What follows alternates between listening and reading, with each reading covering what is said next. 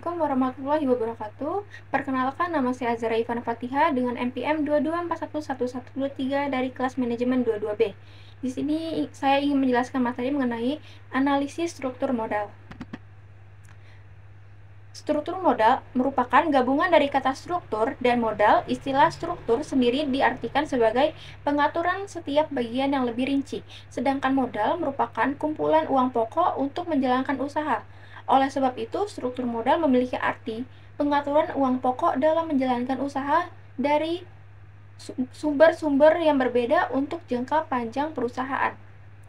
Dalam penjelasan di atas, maka dapat disimpulkan bahwa struktur modal adalah kapital struktur, berkaitan dengan kombinasi saham ekuitas, modal saham preferensi, surat utang, pinjaman jangka panjang, laba tertahan, serta sumber dan jangka panjang lainnya yang berhasil dikumpulkan oleh perusahaan. Inilah yang membuat perusahaan melakukan pengawasan secara ketat terkait masa depan kondisi keuangan perusahaannya. Selain penjelasan di atas, beberapa ahli telah mendefinisikan struktur modal tersebut. Tujuan struktur modal. Adanya struktur modal memiliki tujuan dalam mengkolaborasikan sumber-sumber dana baik panen maupun aktivitas dalam kegiatan operasionalnya perusahaan. Hal ini dilakukan agar perusahaan mencapai nilai optimal yang lebih dari itu. Struktur modal dapat menjaga kualitas serta eligibilitas suatu perusahaan dalam melakukan kegiatan. Teori-teori struktur modal. 1. Teori pendekatan tradisional. Teori ini berfokus pada pengelolaan sekaligus pemetaan yang optimal. Oleh sebab itu, struktur modal dipandang memiliki pengaruh yang kuat terhadap nilai perusahaan. Kedua, teori pendekatan Modigliani dan Miller. Sesuai dengan namanya, teori ini dicetuskan oleh Francis Modigliani dan Merton Miller. Keduanya memiliki pandangan yang sama saat membahas persoalan modal. Teori Modigliani dan Miller ini mengusulkan 3 posisi penting, yaitu pertama, struktur modal tidak relevan dengan nilai perusahaan. Akibatnya, nilai perusahaan identik akan tetapi sama atau bertahan, sekaligus tidak memberi pengaruh pada keuangan yang diadopsi untuk membiayai aset. Sedangkan nilai perusahaan tergantung pada pendapatan yang dihasilkan pada masa depan, terhitung saat tidak terdapat pajak. Kedua, penting untuk memiliki informasi pajak. Hal ini dikarenakan penggunaan aset serta sumber dana akan mengalami peningkatan saat mengetahui pajak tertanggung. Selain itu, informasi pajak juga dibutuhkan untuk mengetahui pengurangan biaya modal tertimbang rata-rata perusahaan. Ketiga, tidak terdapat biaya kebangkrutan dalam struktur modal.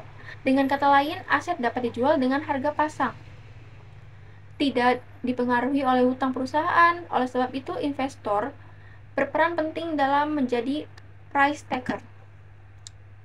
Ketiga, teori trade-off. Teori trade-off memiliki pandangan bahwa untuk menentukan struktur modal yang optimal, maka dibutuhkan beberapa faktor seperti biaya keagenan, pajak, serta kesulitan keuangan. Namun, agar perusahaan tetap bertahan, teori ini juga menegaskan untuk memperhatikan asumsi dari efisiensi pasar. Oleh sebab itu, pelaku usaha akan memikirkan kesulitan biaya dan bagaimana cara menghemat pajak. Keempat, teori pecking order. Teori pecking order memiliki sudut pandang bahwa tingkat keuntungan dapat dimiliki suatu perusahaan berjumlah besar. Maka hal tersebut akan membuat perusahaan sedikit memiliki hutang. Inilah yang kemudian muncul beberapa preferensi secara runtut dan teori pecking order. Berikut adalah penjelasannya. Perusahaan dapat memiliki pemasukan internal dari laba hasil usaha perusahaan. Perkiraan investasi dapat digunakan untuk menghitung target rasio pembayaran. Perusahaan akan memiliki cash flow yang besar daripada pengeluaran saat memiliki kebijakan konstan dan fluktuasi serta kesempatan investasi. Jika terdapat kondisi eksternal, maka perusahaan akan mengeluarkan surat berharga yang paling aman terlebih dahulu. Kelima, teori asimetri informasi dan signaling. Teori struktur modal ini merupakan satu-satunya teori yang mengatakan bahwa anggota serta pihak dalam perusahaan tidak memiliki informasi sama terhadap terjadinya resiko. Ada 2 pandangan yang disampaikan oleh dalam teori ini. Berikut penjelasannya. Pertama, Meyers dan Maslow menyatakan bahwa adanya perbedaan perolehan informasi antara manajer dan pihak luar, di mana manajer memiliki informasi lebih lengkap tentang perusahaan daripada pihak luar. Oleh sebab itu, poros utama dalam perusahaan adalah manajer. Kedua, signaling merupakan pandangan yang menjelaskan bahwa pengembangan modal yang terjadi akibat utang merupakan sinyal yang disampaikan manajer pada pasar. Hal ini terjadi karena manajer berusaha untuk memastikan perusahaannya memiliki prospek yang baik. Dengan kata lain, peningkatan saham serta kesempatan investor yang terbuka luas. Selanjutnya, faktor-faktor yang mempengaruhi struktur. Pertama, struktur aktiva atau tangibility.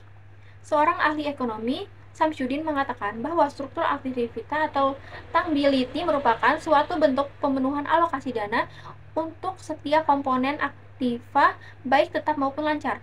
Arti yang lain disampaikan oleh Weston dan Brigham, di mana struktur aktiva disebut juga sebagai perimbangan atau perbandingan yang terjadi antara aktiva tetap dengan total aktiva. Dengan kata lain, pemenuhan modal tergantung pada kondisi aktiva suatu perusahaan. Ketika suatu perusahaan penanaman modal dalam bentuk aktiva tetap, maka pemenuhan usaha berasal dari kepemilikan sendiri sehingga hutang hanyalah pelengkap. Sedangkan perusahaan yang aktiva lancar lebih besar akan cenderung memiliki uang sebagai pembunuhan dana. Dari kedua contoh tersebut dapat kita simpulkan bahwa aktiva sangat berpengaruh pada struktur modal perusahaan. Kedua, growth opportunity. Arti dari growth opportunity adalah sebuah peluang yang dimiliki perusahaan untuk tumbuh ke depannya. Namun beberapa ahli mengupamakan pendapat yang berbeda, di mana growth opportunity merupakan titik balik perubahan aktiva yang perusahaan miliki. Oleh sebab itu, perusahaan akan cenderung melakukan investasi demi keuntungan sendiri. Ketiga, ukuran perusahaan atau firm size. Ukuran perusahaan sangat mempengaruhi struktur modal.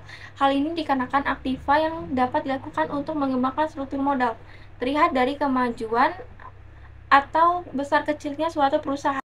Keempat, profitabilitas. Perusahaan dengan profit atau keuntungan tinggi biasanya memiliki dana internal yang tinggi pula.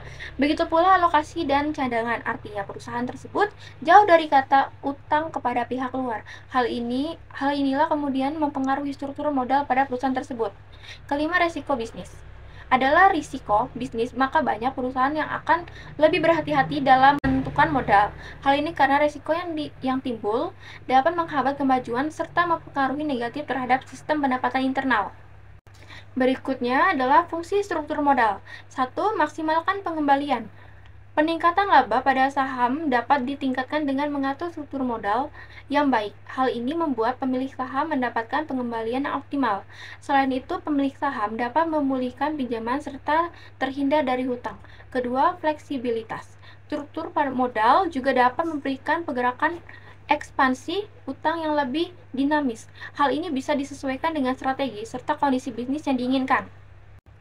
Ketiga, solvabilitas. Likuiditas perusahaan akan terjaga dengan adanya struktur modal yang baik.